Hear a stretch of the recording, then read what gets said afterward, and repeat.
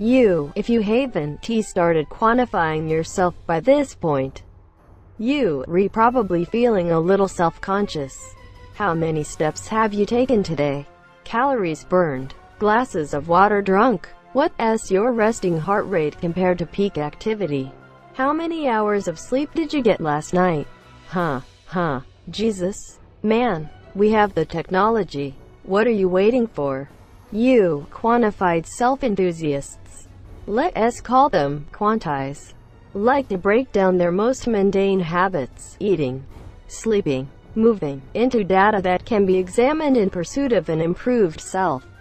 This was initially the Provence of varsity-level spreadsheet jockeys who not only enjoyed data input but were disciplined enough to do things like write down how many times they woke up during the night. Suggestions that perhaps they'd sleep better if they didn't get up to write down that they had woken up were generally ignored.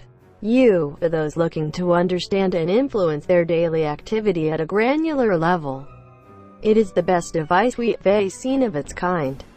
The guts of these devices are all somewhat similar.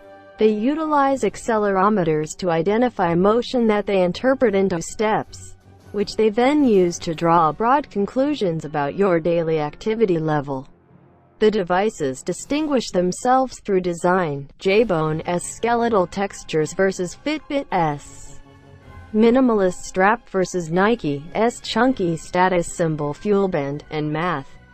Those accelerometers feed proprietary algorithms tasked with making sure you don't get undue credit for things like typing or handshaking, while you are acknowledged for a long walk that you took with your hand in your pocket.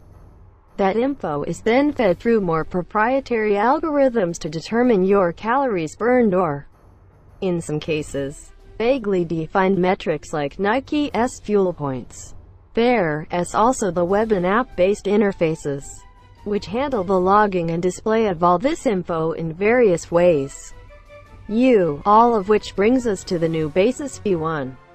$200. Arguably the first entrant into the field that brings some new, old, tech to the table. What is that tech, and how does it stack up to its competitors? Let's find out. The B1 benefits aesthetically from the current 80s retro trend. Seriously, have you heard the new Daft Punk album?